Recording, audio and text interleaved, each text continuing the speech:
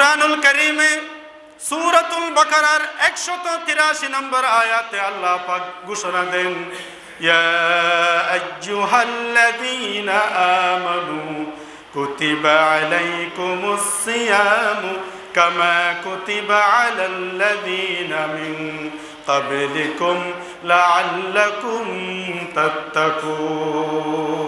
পড়েন আল্লাহু আকবার। আল্লাহ তাআলা বলেন, আমার ঈমানদার বান্দা বান্দীগণ, এটা কোরআনের সবচেয়ে আদরের ডাক। আল্লাহ পাক বান্দাদেরকে আদর করে ডাকেন, ইয়া আইয়ুহান নাস, ইয়া আইয়ুহান নাবিয়্যু, ইয়া আইয়ুহাল্লাযীনা আমানু। বড় আদরের ডাক। কারণ আল্লাহ জানেন আমার পৃথিবীতে আমার কিছু বান্দা বান্দি আছে, তারা মুমিন, তারা আমার কাছে বেশি প্রিয়। একজন মুমিনের দাম খানায়ে কাবার চেয়ে বহুগুণ বেশি। পড়েন না সুবহানাল্লাহ। মানে মক্কা শরীফের চেয়ে আশ্চর্য না, ফেরেশতাদের চেয়েও কোটি গুণ বেশি একজন মুমিনের দাম। আমার কথা নয়, হযরত ওমরের ছেলে আব্দুল্লাহ ইবনে ওমর বলেন, আব্দুল্লাহ ইবনে ওমর মক্কা শরীফকে সামনে রেখে আবেগে বলতেছেন, ইয়া মক্কাতু মুআযামাকা ওয়া আযামা হুরমাতান ইনদাল্লাহ। ও মক্কা শরীফ, আমি তোমাকে চিনি, তুমি পৃথিবীর প্রথম ঘর, পৃথিবী থেকে মানুষ তোমার কাছে তওয়াফ করতে আসে, তুমি অত্যন্ত একটি সম্মানিত ঘর। ওয়া আযামু হুরমাতান ইনদাল্লাহি মুমিনু বি, কিন্তু একজন মুমিনের দাম আল্লাহর কাছে তুমি মক্কা শরীফের চেয়ে কোটি কোটি গুণ বেশি। উচ্চস্বরে বলুন সুবহানাল্লাহ।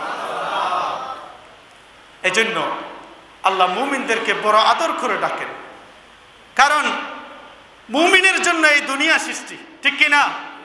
এবং মুমিনের জন্য আল্লাহ জান্নাত বানিয়েছে। এজন্য দুনিয়া থেকে যদি কোনো মুমিন বিদায় নেয়, ইন্তেকাল করে, তখন ওই মুমিনের জন্য আসমান এবং জমিন কান্না করে। সুবহানাল্লাহ বলবেন না? আসমান জমিন কি করে? কান্না করে।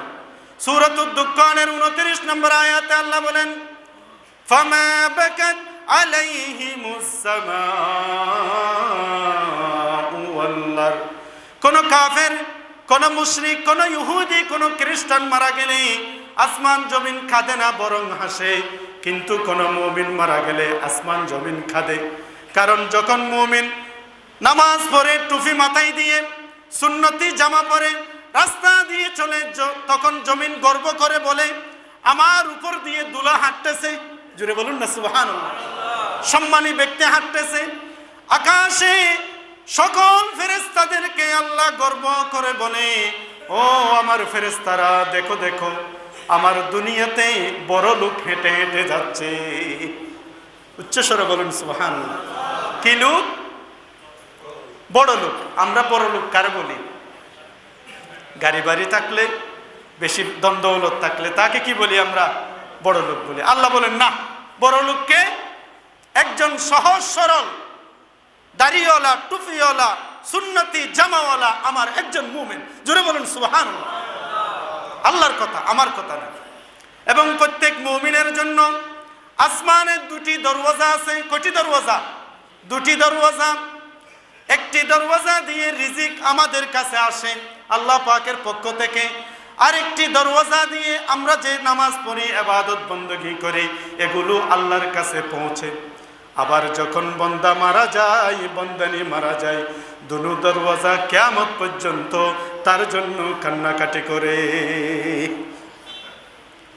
আল্লাহ রাসূল বলেন, ক্বালা রাসূলুল্লাহ সাল্লাল্লাহু আলাইহি ওয়াসাল্লাম, লিকুল্লি মুমিনিন বাবান, বাবুন ইয়ানজিলু মিনহু রিজকা ওয়া বাবুন ইয়াসাউ মিনহু আমালু, ফাইজা মাতা বাকায়া আলাইহি।